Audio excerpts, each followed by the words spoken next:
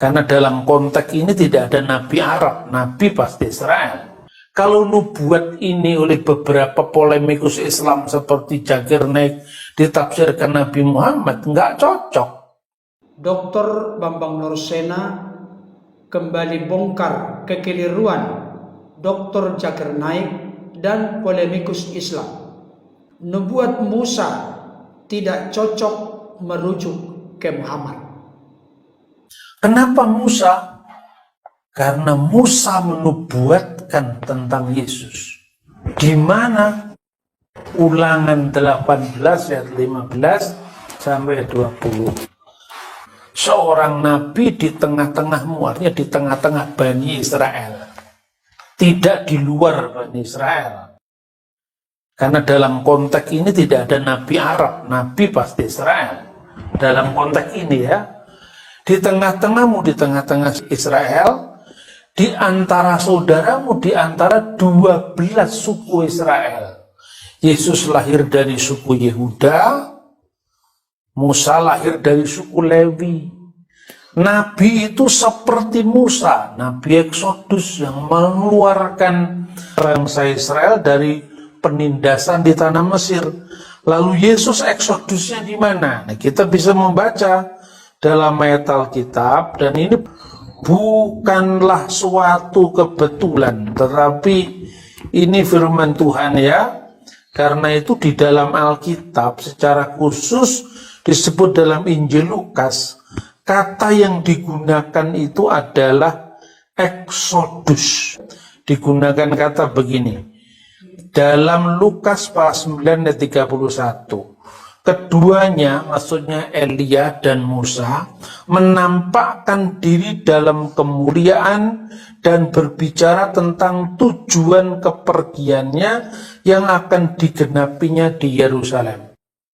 Tujuan kepergiannya itu dalam teks bahasa aslinya, dalam kemuliaan dan tujuan keluarannya. Jadi, endoksi elekontin exodon auto. Exodon itu exodus. Jadi exodusnya Yesus digenapi di mana? Di Yerusalem. Karena kalau Musa membawa Bani Israel dari penindasan di tanah Mesir menuju ke tanah perjanjian, makanya hukum pertama Yahudi itu bukan jangan ada ilah lain di hadapan hadiratku, itu hukum kedua. Hukum kedua itu kalau Yahudi berbunyi lo yihyelecha Elohim akhirim al-panai. Jangan ada ilah lain di hadapan hadiratku, itu hukum kedua. Hukum yang pertama itu adalah anoki. Anoki itu akulah. Anoki Adonai Elohecha Asher Hoshetika Me'aret Misrayim Mibet Avadim. Makanya kemarin waktu kita di Mesir sudah dapat hadiah dari Mita kan? Itu papirus yang ada 10 perintah Allah. Itu yang pertama berbunyi Anoki. Kemudian huruf melingkar Asyeret Hadivarot, 10 perintah Tuhan. Karena apa? Misi besar Musa adalah keluaran dari tanah Mesir. Misi besar Yesus, keluaran dari perbudakan dosa-dosa. Makanya waktu anak sulung mati, di setiap pintu rumah yang ada tanda darah anak domba, Tuhan berfirman, Wira iti et hadam. Dan ketika aku melihat darah itu, ufesati alaihem, aku akan lewat atas mereka. Maka upesah menjadi kata Paskah. Upesah, dan lewati aku, dan lewatlah aku alaihem atas mereka.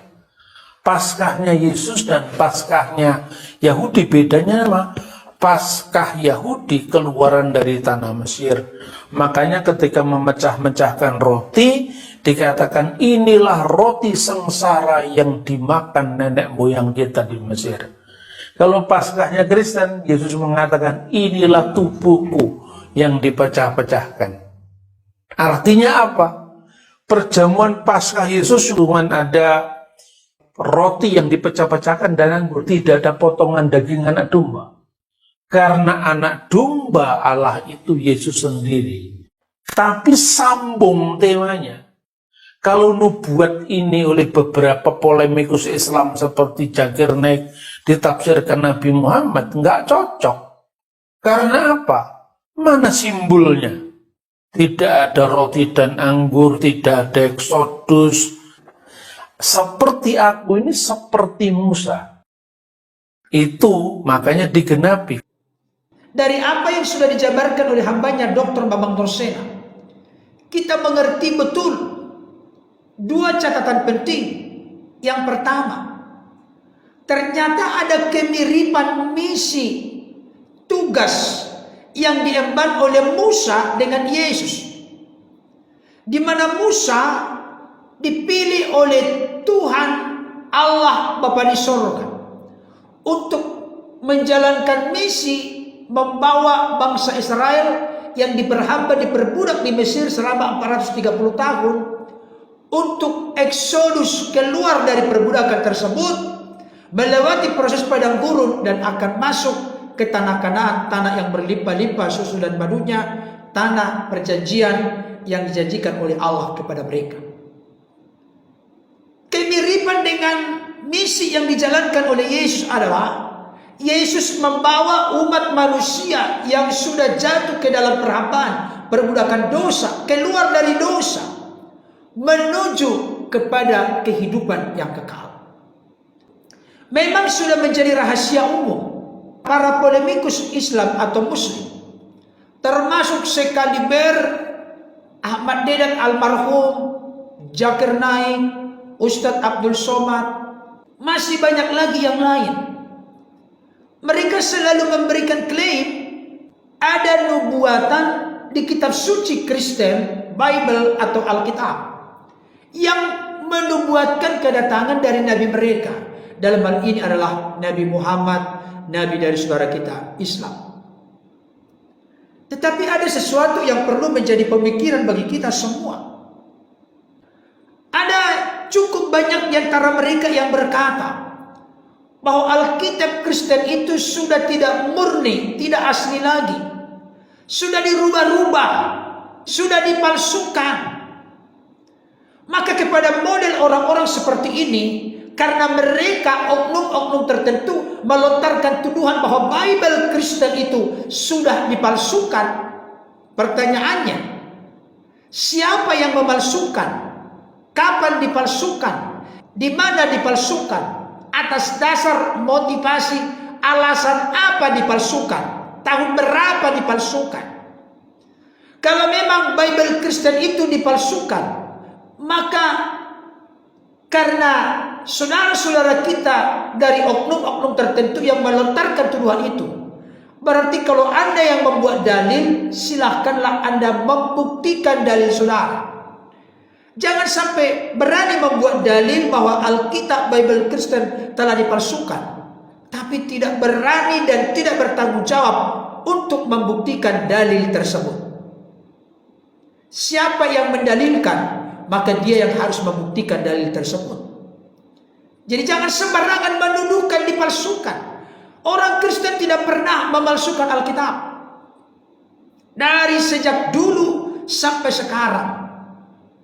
Apakah mungkin pengertiannya dipalsukan karena terjemahan? Terjemahan itu maksud tujuannya bukan untuk mengaburkan arti dan maksud dari teks aslinya.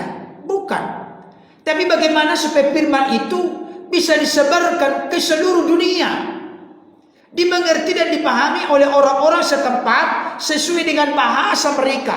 Contohnya saya sebagai orang Batak, barangkali tidak begitu lancar orang-orang di perkampungan berbahasa Indonesia, maka diterjemahkan ke dalam bahasa Batak sehingga lebih mudah dimengerti dan dipahami, bukan dengan maksud dan tujuan untuk membuat Alkitab yang asli itu menjadi keliru dan salah. Makanya orang-orang yang menerjemahkan itu bukan orang-orang sembarangan. Demikian juga menerjemahkan Alkitab dari bahasa Ibrani, Aramik, Yunani ke bahasa Indonesia. Itu bukan orang-orang sembarangan, tapi orang-orang yang benar-benar mempersiapkan diri dalam konteks bahasa, latar belakang historis, sejarah, budaya, adat istiadat, bagaimana memiliki hermeneutik yang baik. Banyak hal yang harus dipersiapkan. Jadi tidak membabi buta, tidak sembarangan, tidak suka-suka. Tidak ada pernah sedikit pun punya niat untuk mengaburkan arti firman Tuhan yang sebenarnya. Tidak ada itu. Bahasa asli Alkitab itu tetap sampai sekarang masih ada. Masih ada, nggak ada yang mengaburkan, nggak ada yang memalsukan. Tetapi di sisi lain ada sesuatu yang sangat miris. Orang-orang tertentu yang melontarkan tuduhan bahwa Alkitab Kristen itu sudah dipalsukan, tetapi masih berani mengklaim bahwa di kitab suci Kristen yang dimana telah dibuat sebuah dalil Alkitab Kristen dipalsukan, masih berani memaksakan kehendak, memaksakan diri bahwa di Alkitab Kristen yang notabene menurut tuduhan mereka telah dipalsukan, bahwa di sana ada nubuat tentang kedatangan dari Nabi saudara kita Islam. Sangat tidak masuk akal. Bahkan kalau sampai nanti masuk ke dalam kitab Kidung Agung, kan Ustadz Kainama, Ustadz Abdul Somad, Ahmad Dedan, Zakir Naik, masih banyak lagi yang lain. Mereka berkata di dalam Kidung Agung 5 ayat 16, di sana ada menubuatkan tentang datangnya Nabi Muhammad. Padahal di sisi lain nanti kalau kita lihat, masa kitab Kidung Agung seperti ini dimasukkan sebagai kitab suci, padahal kitab porno katanya. Bayangkan, ngotot mengambil dari yang sudah diklaim sebagai kitab porno, nubuat tentang kedatangan Nabi mereka. Sangat ironis, sangat tidak masuk akal. Ada yang mengambil nubuat tentang datangnya Nabi mereka dari Injil Yohanes, ada dari Yesaya, ada dari Ulangan, dan masih banyak lagi yang lain. Tetapi seperti yang disampaikan oleh hambanya Dr. Bambang Norsena tadi, nubuat Musa tentang datangnya seorang nabi itu sama sekali tidak cocok merujuk kepada datangnya Nabi Muhammad, Nabi saudara kita Islam. Tidak cocoknya kenapa? Karena misi yang dibawa berbeda sama sekali. Misi yang dibawa oleh Yesus adalah membawa manusia berdosa untuk kembali kepada Allah. Dengan kata lain, manusia yang berdosa ditebus dan diselamatkan sehingga berhak masuk ke dalam kerajaan Allah yang kekal. Demikian juga dengan bangsa Israel, diperbudak, diperhamba oleh Fir'aun dan kroni-kroninya 430 tahun di Mesir. Mereka dibawa oleh Tuhan melalui memakai Musa sebagai alatnya, membawa bangsa itu eksodus dari perbudakan di Mesir menuju ke tanah Kanaan. Saya ingin memberikan konfirmasi penegasan sekaligus berupa konklusi dan kesimpulan. Adalah sangat naif, sangat tidak tepat, sangat memaksakan diri dan memaksakan kehendak. Kalau saudara-saudaraku, para polemikus Islam, model Dr. Zakir Naik, selalu ngotot berkata bahwa di Bible Kristen ada nubuat tentang datangnya Nabi mereka. Saya kasih tahu dan tegaskan, itu tidak ada sama sekali. Mohon maaf.